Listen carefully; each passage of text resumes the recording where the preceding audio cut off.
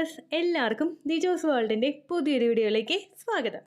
നമ്മുടെ ശരീരത്തിനകത്ത് സ്ഥിതി ചെയ്യുന്ന എല്ലാ അവയവങ്ങളുടെ പ്രവർത്തനങ്ങളും സുഗമമായിട്ടാണോ നടക്കുന്നത് എന്ന് തിരിച്ചറിയണമെങ്കിൽ നമുക്ക് എന്തെങ്കിലും സ്കാനോ ടെസ്റ്റോ ഒക്കെ നടത്തേണ്ട സിറ്റുവേഷൻസ് ഉണ്ട്. അതുപോലെ തന്നെയാണ് നമ്മുടെ റീപ്രൊഡക്റ്റീവ് ഓർഗൻസും. ഇതൊക്കെ നന്നായിട്ട് പ്രവർത്തിക്കുന്നുണ്ടോ എന്ന് അറിയാൻ വേണ്ടിയിട്ടും നമുക്ക് സ്കാനിങ്ങും ഉണ്ട്, ബ്ലഡ് ടെസ്റ്റും ഉണ്ട്. എന്നാൽ നേരെ മറിച്ച് നമ്മുടെ ശരീരത്തിനെ ഒന്ന് കൃത്യമായിട്ട് നമ്മൾ മോണിറ്റർ ചെയ്യുവാണെങ്കിൽ എന്തെല്ലാം കാര്യങ്ങളാണ് ബോഡിയിൽ നടക്കുന്നതെന്ന് ഒരു പരിധി വരെ നമുക്ക് തിരിച്ചറിയാനായിട്ടും സാധിക്കുന്നുണ്ട് കേട്ടോ. അപ്പോൾ ഇന്നത്തെ വീഡിയോയിൽ ഞാൻ സംസാരിക്കുന്നത് നിങ്ങളുടെ ഗർഭാശയം, നിങ്ങളുടെ യൂട്രസ് ഒരമ്മയാകാനായിട്ട് പ്രിപ്പയർ ആകുന്നുണ്ടോ എന്ന് എങ്ങനെ നമുക്ക് മനസ്സിലാക്കാം എന്നതിനെ പറ്റിയിട്ടാണ്. ഒരു 3 ലക്ഷണങ്ങൾ വെച്ചിട്ടാണ് നമ്മൾ ഈ ഒരു കാര്യം മോണിറ്റർ ചെയ്യുന്നത്. ഈ 3 ലക്ഷണങ്ങളും നിങ്ങൾക്ക് ഉണ്ടോ എന്ന് നോക്കുക. ഉണ്ടെങ്കിൽ അതിനനുസരിച്ചിട്ടുള്ള കാര്യങ്ങൾ ഒരു ഡോക്ടറുടെ സഹായത്തോടു കൂടി നിങ്ങൾ ചെയ്യാനായിട്ട് പ്രത്യേകം ശ്രദ്ധിക്കണം കേട്ടോ.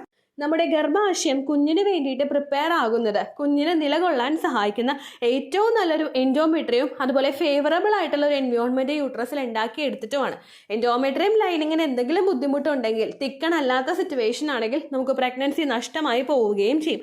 അപ്പോൾ അതിനെപ്പറ്റി നമുക്ക് ഡീറ്റെയിൽഡ് ആയിട്ട് നോക്കാം. ഒരുപാട് പേര് പറയുന്നുണ്ട്, ചേച്ചി ഞങ്ങൾ ടിപ്സ് ഒക്കെ ഫോളോ ചെയ്യുന്നുണ്ട്, കാര്യങ്ങളൊക്കെ ചെയ്യുന്നുണ്ട്, പക്ഷേ പ്രഗ്നന്റ് ആകുന്നില്ല എന്ന് പറയുന്നവർക്ക് വേണ്ടിയിട്ടുള്ള ഏറ്റവും എഫക്റ്റീവ് ആയിട്ടുള്ള ഒരു വീഡിയോ ആണ് ഇന്നത്തേത്. അപ്പോൾ മുഴുവനായും കേട്ട് നോക്കുക. വീഡിയോ നമുക്ക് സ്റ്റാർട്ട് ചെയ്യാം. ഇവിടെ സംസാരിക്കാൻ പോകുന്നത് നമ്മുടെ എൻഡോമെട്രിയൽ ലൈനിങ്ങിനെ പറ്റിയിട്ടാണ്. ആരും വീഡിയോ സ്കിപ്പ് ചെയ്ത് പോകരുത്. നിങ്ങൾ പ്രഗ്നൻസി നോക്കുന്നുണ്ടെങ്കിൽ ഏറ്റവും യൂസ്ഫുൾ ആയിട്ടുള്ള ഒരു ടോപ്പിക്കാണ് എൻഡോമെട്രിയം എന്ന് പറയുന്നത്. എൻഡോമെട്രിയത്തിൽ പറ്റി പിടിച്ചിട്ടാണ് നമ്മുടെ കുഞ്ഞു വളരുന്നത്. ഏകദേശം നമ്മുടെ പീരിയഡ്സിന്റെ ആ ഒരു ടൈം മുതൽ തന്നെ ഗ്രോ ആവാനായിട്ട് തുടങ്ങുന്ന നമ്മുടെ എൻഡോമെട്രിയം നിങ്ങൾക്ക് പ്രഗ്നൻസി ആയിട്ടില്ലെങ്കിൽ ഷെഡായിട്ട് പീരിയഡ്സ് ബ്ലഡിന്റെ കൂടെ പുറത്തേക്ക് പോവുകയാണ് ചെയ്യുന്നത്. ഓരോ മന്തും ഈ ഒരു പ്രോസസ്സ് നടക്കുന്നത് കൊണ്ട് തന്നെ കുഞ്ഞിന് ആ ഒരു ഗ്രോത്തിന് കൃത്യമായിട്ട് ഒരു പങ്ക് എൻഡോമെട്രിയൽ ലൈനിങ്ങും കൂടി വഹിക്കുന്നുണ്ട്. എൻഡോമെട്രിയൽ ലൈനിങ് തിന്നായി പോകുന്നുണ്ടെങ്കിൽ, അതായത് ഏകദേശം ഒരു 7 to 8 mm നമുക്ക് ഈ ഒരു എൻഡോമെട്രിയൽ ലൈനിങ്ങിന്റെ തിക്നെസ് വേണ്ടത്. ഈ തിക്നെസ് വളരെ കുറവാണെങ്കിൽ 7നേക്കാളും താഴെയായിട്ടാണ് എൻഡോമെട്രിയൽ ലൈനിങ്ങിന്റെ പ്രോപ്പർ ആയിട്ടുള്ള തിക്നെസ് നിങ്ങൾക്ക് വരുന്നതെങ്കിൽ അവിടെ പിടിച്ച് കുഞ്ഞിന് വളരാനായിട്ട് സിറ്റുവേഷൻ ഉണ്ടാവില്ല. അങ്ങനെ വന്നു കഴിഞ്ഞാൽ നിങ്ങൾക്ക് അണ്ടത്തിന് എത്രത്തോളം ക്വാളിറ്റി ഉണ്ടെങ്കിലോ ബീജത്തിന് എത്രത്തോളം ക്വാളിറ്റി ഉണ്ടെങ്കിലോ പ്രഗ്നൻസി അവിടെ പോസിബിൾ ആവില്ല. കാരണം ഫെർട്ടിലൈസേഷൻ നടന്നാലും ഇംപ്ലാന്റേഷൻ നടക്കില്ല. എൻഡോമെട്രിയൽ ലൈനിങ് ഷെഡായി പോവുകയും പീരിയഡ്സ് വരികയും ചെയ്യും. അത് അവോയ്ഡ് ചെയ്യാൻ വേണ്ടിയിട്ട് നിങ്ങൾക്ക് തിൻ എൻഡോമെട്രിയം എന്ന് പറയുന്നൊരു കണ്ടീഷൻ ഉണ്ടോ എന്ന് നിങ്ങൾ ഏറ്റവും ആദ്യം തന്നെ മനസ്സിലാക്കണം. തിൻ എൻഡോമെട്രിയൽ ലൈനിങ്ങിന്റെ കണ്ടീഷൻ നിങ്ങൾക്കുണ്ടെങ്കിൽ കുറച്ച് ലക്ഷണങ്ങൾ നമ്മുടെ ശരീരത്തിലൂടെ തന്നെ അത് മനസ്സിലാക്കാനായിട്ട് സാധിക്കും. ഏറ്റവും ആദ്യത്തേതെന്ന് പറയുന്നത് ഇറഗുലർ ആയിട്ടുള്ള മെൻസ്ട്രൽ ബ്ലീഡിംഗ് ആണ്. കൃത്യമായിട്ട് മെൻസ്ട്രേഷൻ ട്രാക്ക് ചെയ്യാൻ പറ്റാത്ത തരത്തിലുള്ള ബ്ലീഡിംഗ്. ഒരുപാട് ആളുകൾക്ക് ഉണ്ടാകുന്ന തെറ്റിദ്ധാരണയാണ് പീരിയഡ്സ് വരുന്നുണ്ടല്ലോ അത് പോരെ എന്നുള്ള രീതിക്ക്. പക്ഷേ പ്രോപ്പർ ആയിട്ടുള്ള ഇടവേളകളിലല്ല നിങ്ങൾക്ക് പീരിയഡ്സ് വരുന്നതെങ്കിൽ അതുമൂലം മറ്റുള്ള പ്രശ്നങ്ങൾ ഉണ്ടാവാനായിട്ട് ചാൻസ് ഉണ്ട്. 21നും 35നും ഇടയിലായിട്ട് റെഗുലർ അല്ലാതെ പീരിയഡ്സ് ആകുന്ന ആളുകൾക്ക് കൃത്യമായിട്ട് ഓവുലേഷൻ ട്രാക്ക് ചെയ്യാൻ പറ്റില്ല, അവരുടെ അണ്ടം കൃത്യമായിട്ട് വളരില്ല, റപ്ചർ ആവില്ല, അങ്ങനെയുള്ള ബുദ്ധിമുട്ടുകളൊക്കെ ഉണ്ടാകും. അതുകൊണ്ട് നിങ്ങളുടെ മെൻസ്ട്രേഷൻ റെഗുലർ ആണോ എന്നുള്ള കാര്യം നിങ്ങൾ മസ്റ്റായിട്ട് നോട്ട് ചെയ്യണം. അടുത്തൊരു ബുദ്ധിമുട്ടാണ് ലൈറ്റ് ആയിട്ട് നിങ്ങൾക്ക് ബ്ലീഡിംഗ് ഉണ്ടാവുക. ഒരിക്കലും പ്രോപ്പർ ആയിട്ടുള്ള ബ്ലഡ് പോകാത്ത സിറ്റുവേഷൻ, നമുക്കൊരു 2-3 ദിവസമെങ്കിലും കണ്ടിന്യൂസ് ആയിട്ടൊരു ബ്ലീഡിംഗ് ഇല്ലെങ്കിൽ നമുക്കത് ഹെൽത്തി ആയിട്ടുള്ള ഒരു പീരിയഡ്സ് ആണെന്ന് പറയാനായിട്ട് സാധിക്കില്ല. ചിലർക്കൊക്കെ ഭയങ്കര സ്കാൻഡി ആയിട്ടുള്ള ബ്ലീഡിംഗ് ആയിരിക്കും, ഒരു ദിവസം പോലും പ്രോപ്പർ ആയിട്ട് ബ്ലഡ് പോവില്ല. അങ്ങനെ പീരിയഡ്സ് ആണ് നിങ്ങൾക്കെങ്കിൽ എന്തെങ്കിലും ഹെൽത്ത് കണ്ടീഷൻ ഉള്ളത് കൊണ്ടായിരിക്കും അങ്ങനെ സംഭവിക്കുന്നത്. അങ്ങനെ ലൈറ്റ് ബ്ലീഡിംഗ് ആണ് നിങ്ങൾക്കുള്ളതെങ്കിൽ പ്രഗ്നൻസി ടെസ്റ്റ് ചെയ്ത് നെഗറ്റീവ് ആണെങ്കിൽ ഉടനെ നിങ്ങൾ ഡോക്ടറെ കാണണം. എന്തുകൊണ്ടാണ് ലൈറ്റ് ബ്ലീഡിംഗ് ഉണ്ടാകുന്നതെന്നും കൂടി നിങ്ങൾ മനസ്സിലാക്കണം കേട്ടോ. മൂന്നാമതൊരു ബുദ്ധിമുട്ടെന്ന് പറയുന്നത് ഇൻഫെർട്ടിലിറ്റിയാണ്. അതായത് ഒരുപാട് നാളുകളായിട്ട് നിങ്ങൾ പ്രഗ്നൻസി ട്രൈ ചെയ്തിട്ടും പോസിറ്റീവ് ആകാത്ത ഒരു സിറ്റുവേഷൻ. പ്രോപ്പറായിട്ട് മെഡിക്കേഷൻസ് എടുത്തിട്ടും മറ്റുള്ള കാര്യങ്ങളൊക്കെ ചെയ്തിട്ടും IUI ചെയ്തിട്ടും IVF ചെയ്തിട്ടും നിങ്ങൾക്ക് പ്രഗ്നൻസി കിട്ടാത്ത ഒരു അവസ്ഥയിലോട്ട് പോകുന്നത് ഈ ഒരു റീസണും കൂടി കൊണ്ടാണ് കേട്ടോ. മറ്റൊരു റീസൺ എന്ന് പറയുന്നത് കണ്ടിന്യൂസ് ആയിട്ട് മിസ്കാരേജ് നിങ്ങൾക്ക് ഉണ്ടാവുക. ചില ആളുകൾ പറയുന്നുണ്ട്, ചേച്ചി പ്രഗ്നൻസി പോസിറ്റീവ് ആയിരുന്നു, ലക്ഷണങ്ങൾ ഉണ്ടായിരുന്നു, പക്ഷേ കെമിക്കൽ പ്രഗ്നൻസി ആയിപ്പോയി. അല്ലെങ്കിൽ ചിലർ പറയുന്നുണ്ട് കൃത്യമായിട്ടെല്ലാം ഉണ്ടായി, സ്കാനിങ് വരെ എത്തിയതാണ്, പക്ഷേ ഗ്രോത്ത് നിന്നുപോയി, തനിയെ മിസ്കാരേജ് ആയി പോയി, അതിനുശേഷം DNC ചെയ്ത് കളയേണ്ടി വരുന്ന സിറ്റുവേഷൻസ് ഉണ്ടാകുന്നവരുണ്ട്. അതുകൊണ്ട് കണ്ടിന്യൂസ് ആയിട്ട് നിങ്ങൾക്ക് മിസ്കാരേജ് ഉണ്ടാകുന്നുണ്ടെങ്കിലും നിങ്ങൾ ഡോക്ടറെ സമീപിക്കണം. തിൻ എൻഡോമെട്രിയം ആണോ നിങ്ങളുടെ പ്രശ്നമെന്ന് നിങ്ങൾ മനസ്സിലാക്കണം കേട്ടോ. അപ്പോൾ ഇതിനെ നമുക്കുണ്ടാകുന്നതിനുള്ള കാരണങ്ങൾ എന്തൊക്കെയാണെന്ന് നോക്കാം. അതായത് ആർക്കൊക്കെ തിൻ എൻഡോമെട്രിയം എന്ന് പറഞ്ഞൊരു കണ്ടീഷൻ വരുമെന്ന് നമുക്ക് നോക്കാം. ഏറ്റവും ആദ്യം നിങ്ങളുടെ ഹോർമോണൽ ഇംബാലൻസസ് ഉണ്ടെങ്കിൽ, അതായത് ഒരുപാട് സ്ട്രെസ് നിങ്ങൾ ഉള്ളവരാണ്, അല്ലെങ്കിൽ ഒരുപാട് അൺഹെൽത്തി ആയിട്ടുള്ള ഡയറ്റ് നിങ്ങൾ ഫോളോ ചെയ്യുന്നവരാണ്, അൺഹെൽത്തി ആയിട്ടുള്ള ലൈഫ് സ്റ്റൈലാണ് നിങ്ങൾക്കെങ്കിൽ നിങ്ങൾക്ക് തിൻ എൻഡോമെട്രിയം ഉണ്ടാവാനായിട്ടുള്ള ചാൻസസ് കൂടുതലാണ്. രണ്ടാമത്തെ റീസൺ ആണ് PCOD. PCOD നമുക്ക് ഹോർമോണൽ ഇംബാലൻസസ് കൊണ്ടുണ്ടാകുന്ന ഒരു ബുദ്ധിമുട്ടാണ്. ഈസ്ട്രോജന്റെ പ്രൊജസ്ട്രോണിന്റെ ബാലൻസിൽ നമുക്ക് വ്യത്യാസം വരും. ഈസ്ട്രോജന്റെ ഡൊമിനൻസ് നമുക്കുണ്ടാകും. അങ്ങനെ ഒരു ഹോർമോൺ ഇംബാലൻസസ് ഉണ്ടായിട്ട് അങ്ങനെയുള്ള സിറ്റുവേഷൻസ് ഉള്ള ആളുകൾക്കും PCOD ഉള്ള ആളുകൾക്കും തിൻ എൻഡോമെട്രിയൽ ലൈനിങ് ഉണ്ടാവാനായിട്ട് ചാൻസ് ഉണ്ട്. ഇപ്പോൾ നമ്മളൊരു 10 പേരെ എടുത്തു കഴിഞ്ഞാൽ അതിൽ 8ലധികം ആളുകൾക്ക് PCOS ഉണ്ടാവാനായിട്ടുള്ള ചാൻസ് ഉണ്ട്. ഈ 8ലധികം ആളുകൾക്ക് PCOS ഉണ്ടാകുമ്പോഴേക്കും അതിൽ ചിലപ്പോൾ 2-3 ആളുകൾക്ക് തിൻ എൻഡോമെട്രിയൽ ലൈനിങ്ങിന്റെ കണ്ടീഷനും ഉണ്ടാവാനായിട്ട് ചാൻസ് ഉണ്ട് കേട്ടോ. അടുത്ത ഫാക്ടർ എന്ന് പറയുന്നത് നമ്മുടെ ഏജ് ആണ്. ഏജ് കൂടുന്നതിനനുസരിച്ച് 20s ആളുകൾക്ക് ചിലപ്പോൾ എൻഡോമെട്രിയം പ്രോപ്പർ ആയിട്ട് വളരും. പക്ഷെ 30s ആകുമ്പോഴേക്കും അത് കുറച്ചൊന്ന് കുറയും. 40s ആകുമ്പോൾ അല്ലെങ്കിൽ 35 ആകുമ്പോൾ പിന്നെയും കുറയും.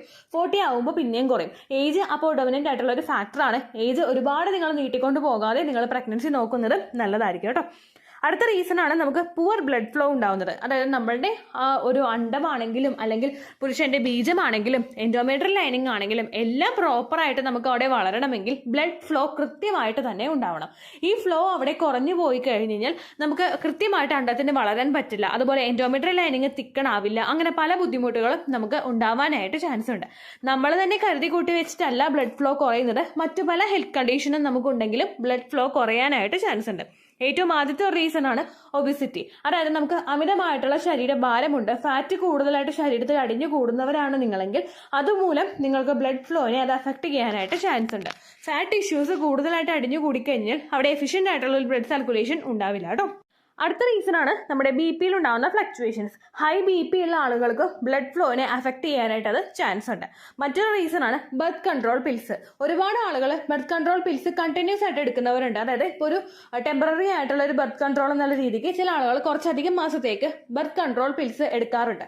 ഡോക്ടർ പറഞ്ഞിട്ടുള്ള സമയം വരെ നിങ്ങൾ ആ പില്ല് എടുക്കുന്നത് കൊണ്ട് പ്രശ്നമില്ല. പക്ഷെ അതിനേക്കാളും കൂടുതലായിട്ട് ഒരു കണ്ടിന്യൂസ് ആയിട്ടൊരു ഒരു ബർത്ത് കൺട്രോൾ അല്ലെങ്കിൽ പ്രിക്വേഷൻ എന്നുള്ള രീതിക്ക് ഇങ്ങനെയുള്ള പിൽസ് എടുക്കുന്നത് നിങ്ങളുടെ ബ്ലഡ് ഫ്ലോനെ അഫക്റ്റ് ചെയ്യാനായിട്ട് ചാൻസ് ഉണ്ട്.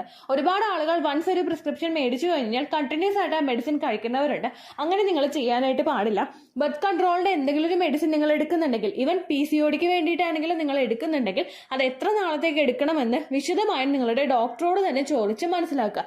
അതിനുശേഷം ആ സർട്ടൻ ടൈം പീരീഡ് കഴിഞ്ഞ് കഴിയുമ്പോഴേക്കും നിങ്ങൾ മെഡിസിൻ നിർത്താനായിട്ട് ശ്രദ്ധിക്കുക. അല്ലെങ്കിൽ അത് നിങ്ങളുടെ ഫെർട്ടിലിറ്റിയെ അഫക്റ്റ് ചെയ്യും കേട്ടോ.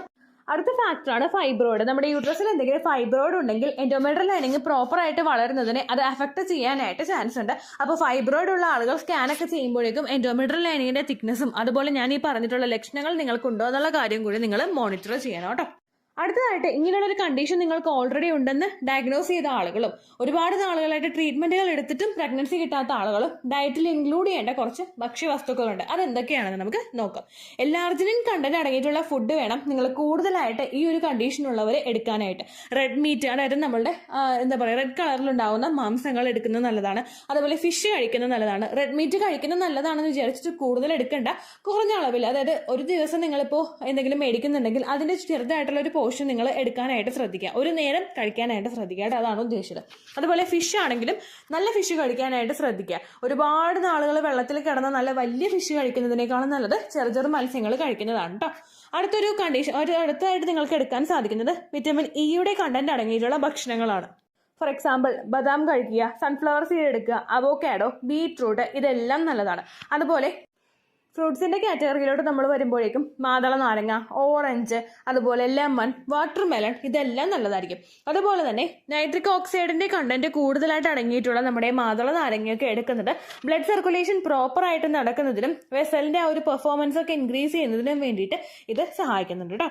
അടുത്തതായിട്ട് നിങ്ങൾ ചെയ്യേണ്ട കാര്യം സ്ട്രെസ് റിഡ്യൂസ് ചെയ്യാൻ വേണ്ടിയിട്ടുള്ള കാര്യങ്ങൾ നോക്കുക. ഒരുപാട് ഞാൻ ഈ ടോപ്പിക്ക് തുടങ്ങിയപ്പോൾ തന്നെ പറഞ്ഞു, ഈ ഒരു കണ്ടീഷൻ ഉണ്ടാവാനായിട്ടുള്ള ഒരു പ്രധാനപ്പെട്ട റീസൺ നമ്മുടെ സ്ട്രെസ് കൂടുന്നതാണ്. അതുകൊണ്ട് കഴിവതും അത് റിഡ്യൂസ് ചെയ്യാനായിട്ട് ശ്രദ്ധിക്കുക. ഒരു കുഞ്ഞുണ്ടാകാത്തത് കൊണ്ടുള്ള ടെൻഷനെ മാത്രമല്ല സ്ട്രെസ് എന്ന് പറയുന്ന ഒരു കാറ്റഗറിയിൽ പെടുത്തുന്നത്.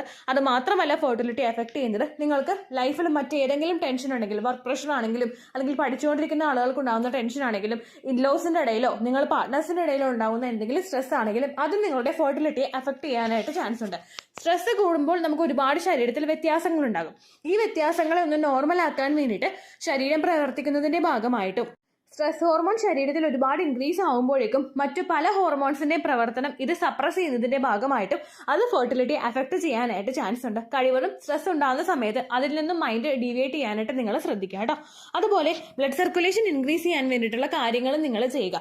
എൻഡോമെട്രിയൽ ലൈനിങ്ങിലോട്ട് ബ്ലഡ് സർക്കുലേഷൻ നിങ്ങൾക്ക് കൂട്ടണമെങ്കിൽ നിങ്ങൾ ചെയ്യേണ്ടത് ഫെർട്ടിലിറ്റി എക്സസൈസുകൾ മാത്രമാണ്.